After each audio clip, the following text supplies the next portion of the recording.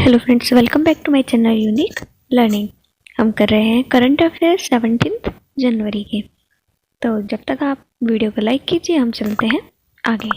Channel को subscribe करना भी ना भूलें। अंतर्राष्ट्रीय करंट अफेयर्स। 8,50,000 की गिरावट के साथ चीन की आबादी 60 साल के निचले स्तर पर गिरकर 1.41 अरब हो गई है। काठमांडू से पोखरा जा रही नेपाल की यति एयरलाइंस की फ्लाइट लैंडिंग से पहले क्रैश, जहाज पर सवार सभी यात्री मारे गए। रूस और बेलारूस ने बेलारूस के सैन्य हवाई क्षेत्रों में संयुक्त सैन्य अभ्यास शुरू किया। नेक्स्ट है राष्ट्रीय करंट अफेयर्स। केंद्रीय गृह मंत्री अमित शाह द्वारा जिलाधिकारियों को excellence in governance award for district magistrates प्रदान किए जाएंगे। ओडिशा सरकार ने लाभ कमाने वाली PSU Odisha power generation corporation में 49% हिस्सेदारी बेचने की प्रक्रिया शुरू की। गुजराती फिल्म छेलो सो के भाविन रबारी ने इंटरनेशनल प्रेस अकादमी पुरस्कार जीता। केंद्रीय वाणिज्य और उद्योग मंत्री पीयूष गोयल ने राष्ट्रीय स्टार्टअप पुरस्कार 2022 के विजेताओं को सम्मानित किया। भारत और फ्रांस के बीच द्विपक्षीय नौसेना अभ्यास वरुण का 21वां संस्करण पश्चिमी समुद्र तट पर शुरू हुआ। चलिए अब आगे चलते हैं। अब बात करेंगे खेलकूद करंट अफेयर्स की।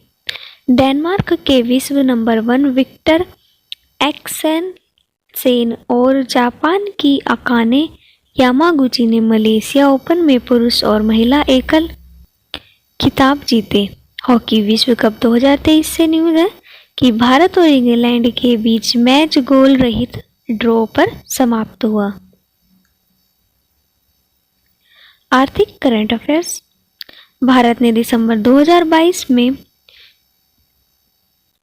34.48 बिलियन अमेरिकी डॉलर का माल निर्यात किया, जो नवंबर के आंकड़ों से 7.75% अधिक था, लेकिन एक साल पहले ही तुलना में 12.2% कम है। सीमेंस ने भारत में मालगाड़ियों की आपूर्ति और सेवा के लिए 3 बिलियन यूरो के अनुबंध का हस्ताक्षर किए। भारत ने अप्रैल-नवंबर 2022 के दौरान 6 बिलियन अमेरिकी डॉलर से अधिक मूल्य के स्मार्टफोन का निर्यात किया। दिसंबर 2022 में थोक मुद्रास्फीति 22 महीने के निचले स्तर 4.95% पर आ गई। चलिए अब करते हैं वन वर्ड करंट अफेयर्स। तब तक आप चैनल को सब्सक्राइब कीजिए, वीडियो को लाइक कीजिए। हाल ही में कौन सा देश सोयूज MS-23 अंतरिक्ष यान मानव रहित अंतर्राष्ट्रीय अंतरिक्ष स्टेशन में भेजेगा? रसिया यानी कि रूस। हाल ही में पुरानी पेंशन योजना बहाल करने वाला चौथा राज्य कौन बना है? हिमाचल प्रदेश। हाल ही में 2022 में किस देश के भारत का व्यापारी पहली बार 100 अरब डॉलर के पार पहुंचा? चीन का। हाल ही में किसने चिकित्सा आपूर्ति के लिए आरोग्य मैत्री की घोषणा की? नरेंद्र मोदी ने। जापान के साथ ही में पारस्परिक पहुंच समझौता करने वाला पहला यूरोपीय देश कौन सा बना है? यूके। हाल ही में किसने जियो स्पेशियल हैकथॉन का शुभारंभ किया है? डॉक्टर जितेंद्र सिंह। नेक्स्ट है, हाल ही में रक्षा मंत्री राजनाथ सिंह ने कहा शौर्य स्थल का उद्घाटन किया है देहरादून चीड़बाग में। हाल ही में कितने स्टार्टअप मेंबरशिप के लिए मार्ग पोर्टल लॉन्च किया गया है? तो किसने किया है? पीयूष गोयल ने। हाल ही में किस कंपनी ने देश भर में 25,000 इलेक्ट्रॉनिक व्हीकल चार्जिंग पॉइंट स्थापित करने की योजना बनाई है टाटा पावर ने। विश्व आर्थिक मंच 2023 शिखर सम्मेलन हाल ही में कहाँ आयोजित किया जा रहा है? स्विट्जरलैंड में। हाल ही में G20 के तहत थिंक 20 बैठक कहाँ शुरू हुई? भोपाल में। किस देश के मिशेल सेंटेलिया ने मिरर टाइपिंग किताबें बनाकर गिनीज वर्ल्ड रिकॉर्ड बनाया है? इटली। हाल ही में किसने अमेरिका कसास राज्य में सीनेटर के रूप में शपथ ग्रहण की है? Usha Reddy, Indo America. हाल ही में टाटा पावर हाउसिंग सोसाइटी के लिए भारत का पहला सोलर प्लांट किस शहर में स्थापित करेगी? मुंबई, महाराष्ट्र। हाल ही में भारतीय सेना दिवस कब मनाया गया है? 15 जनवरी को। हाल ही में किस राज्य ने साझा स्कूल बस प्रणाली और कृषि प्रतिक्रिया वाहन योजना लॉन्च की है? मेघालय। भारत ने हाल ही में किस देश को पेंटावायलेट टीके दान करने की घोषणा की है? क्यूबा। हाल ही में OECD ने किसे मुख्य अर्थशास्त्री नियुक्त किया है? क्लेयर लोम्बार्डली। हाल ही में किस देश ने 2030 तक सेना को आधा करने की योजना बनाई है? श्रीलंका। हाल ही में अंधता नियंत्रण के लिए पॉलिसी लागू करने वाला पहला राज्य कौन सा बना है? राजस्थान। हाल ही में लोकसभा स्पीकर ओम बिरला केन्या और किस देश में जाने वाले संसदीय प्रतिनिधिमंडल का नेतृत्व करेंगे? तंजानिया। नेक्स्ट है, हाल ही में किसने प्रतिष्ठित गोल्डन पीकॉक CSR अवार्ड जीता है? जिंदल स्टील। हाल ही में किसके वैज्ञानिकों ने फेफड़ों के कैंसर का पूर्वानुमान लगाने के लिए आर्टिफिशियल इंटेलिजेंस का उपकरण विकसित किया है? तो इसका आंसर है Massachusetts institute of technology MIT। हाल ही में जेफ बैंक का निधन हुआ है, वह कौन थे? ब्रिटिश गिटार वादक। 75वां सेना दिवस हाल ही में कहाँ आयोजित किया गया है? बेंगलुरु। चलिए अब करते हैं थोड़े से लॉन्ग क्वेश्चंस।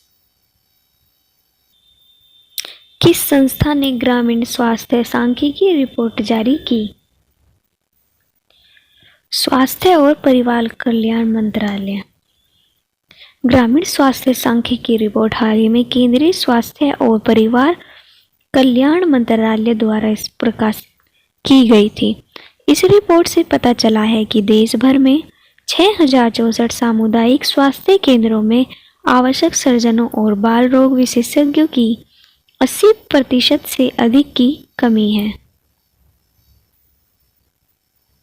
किस राज्य या केंद्र शासित प्रदेश ने केंद्र को पलायन अल्पसंख्यक का दर्जा देने का सुझाव दिया है? दिल्ली। दिल्ली सरकार ने सुझाव दिया है कि केंद्र हिंदुओं को पलायन अल्पसंख्यक का दर्जा दे सकता है जो जम्मू कश्मीर या लद्दाख जैसे स्थानों से राष्ट्रीय राजधानी में चले गए हैं। विदिशा अभिनव 5G उपयोग मामलों की तैनाती वाला पहला जिला किस राज्य में स्थित है? मध्य प्रदेश में।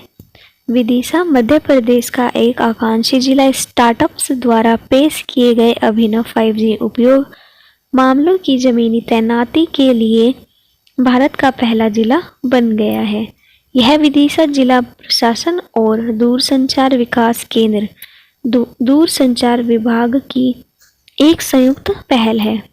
DOT विदिशा में स्टार्टअप्स और SMEs के 5G, 4G, IoT अभिनव समाधानों की तैनाती के लिए 5G use case promotional pilot का नेतृत्व कर रहा है। हाल ही में खबरों में रही पाइनएप्पल एक्सप्रेस घटना किस क्षेत्र से संबंधित है?